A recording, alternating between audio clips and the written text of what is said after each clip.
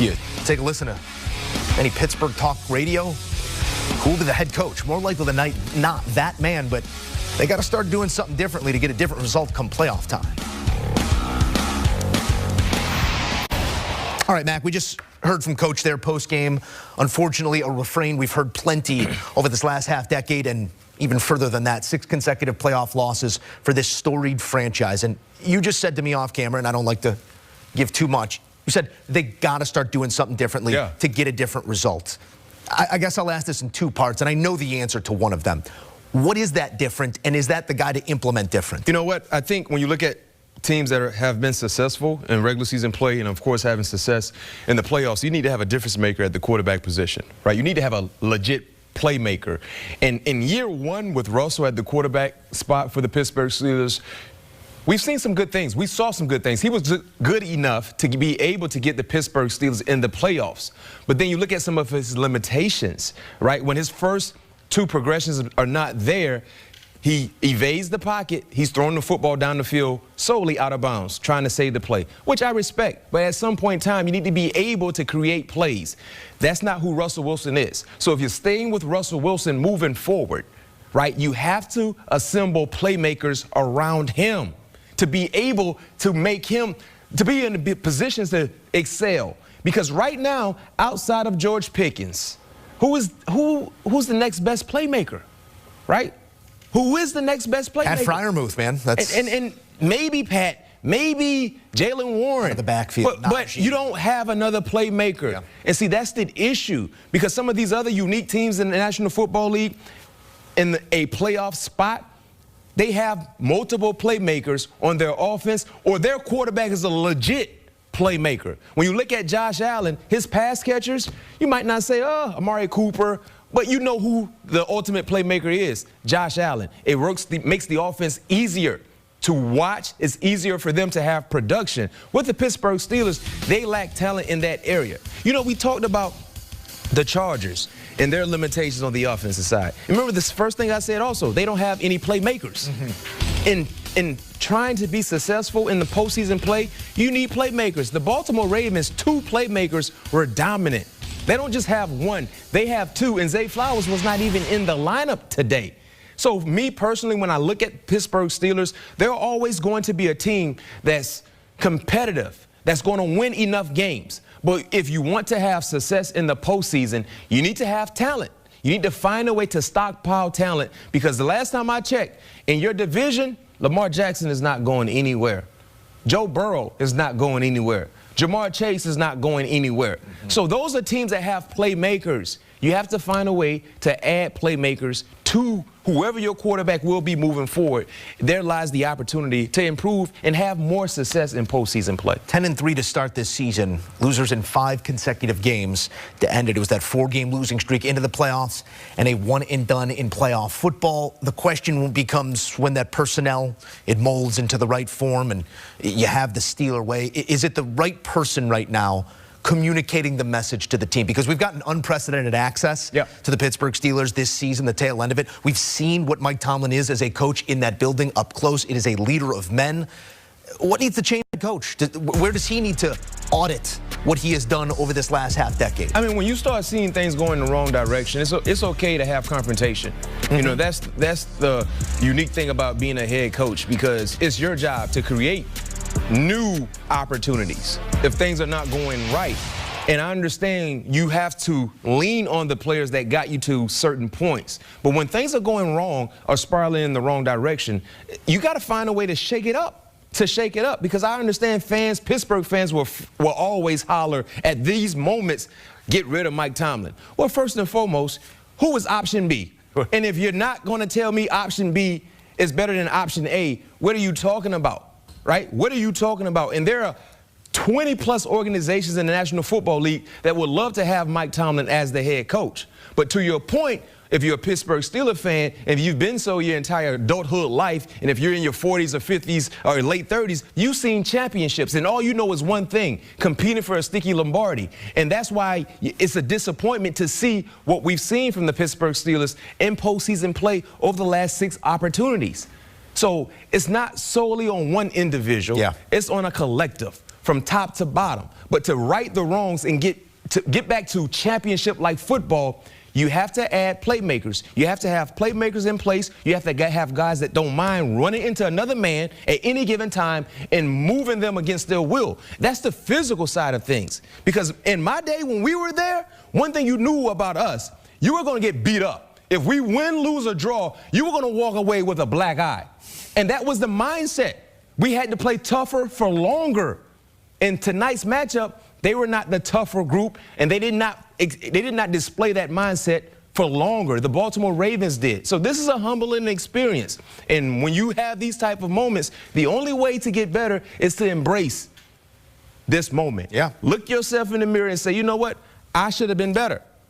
I got to be better. We all got to be better for the guys that will be a part of this team in 2025. I just like when I can get a "in my day" out of you. And it makes me feel old. It's one of my points of joy. It was quite a day. And to your original point there on the question, do you want 18 consecutive winning seasons, or do you want to be interviewing a rash of coordinators? Mike Tomlin hasn't gotten them over that hump recently, but he's going to get you there. We'll see what the Steelers do moving forward. You know, congratulations to the Ravens, man. They were the better group today. That was obvious.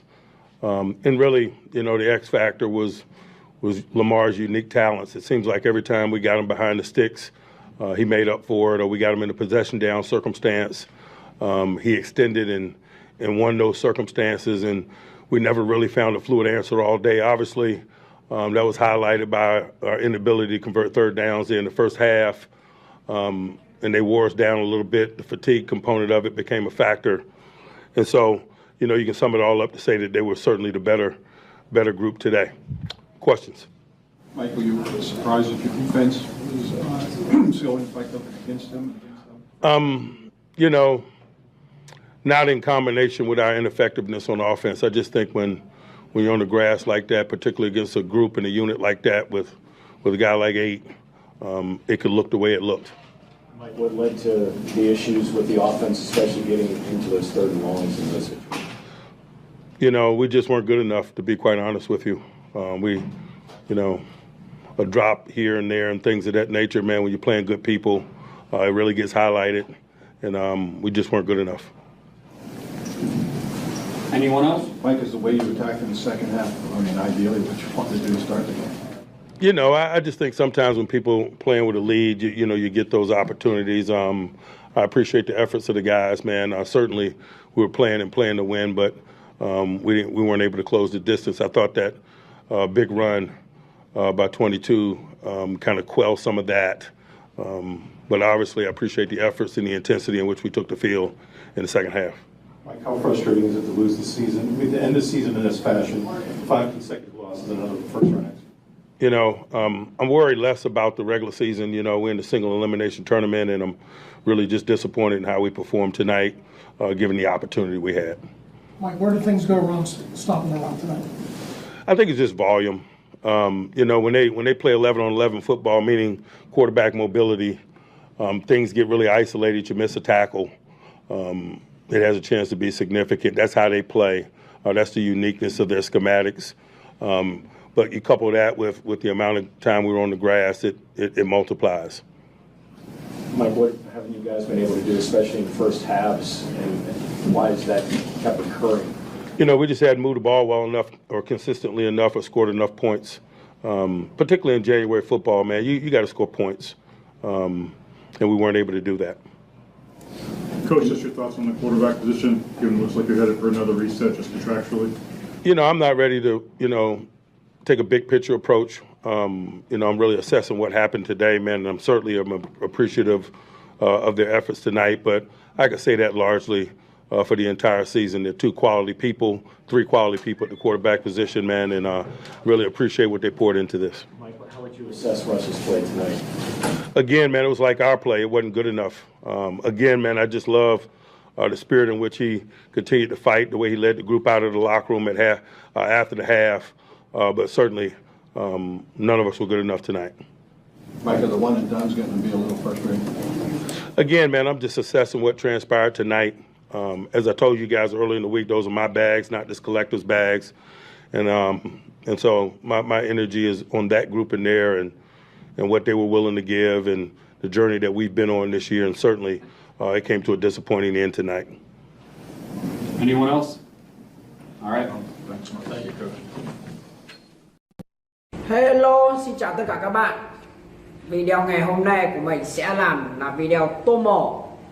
Đây là những sản phẩm của mình chuẩn bị tô màu cho các bạn xem này. Rất chi là nhiều này. Đây. Những sản phẩm con vật, đồ vật, các kiểu. Đấy. Ở đây nhá, rất nhiều. Và những sản phẩm của mình tạo ra đều có màu sắc nhờ chiếc nhà hộp sắc màu này, rất chi là tuyệt vời nha. Và bây giờ các bạn cùng theo dõi mình tô nha. Tiếp tục tô nha các bạn.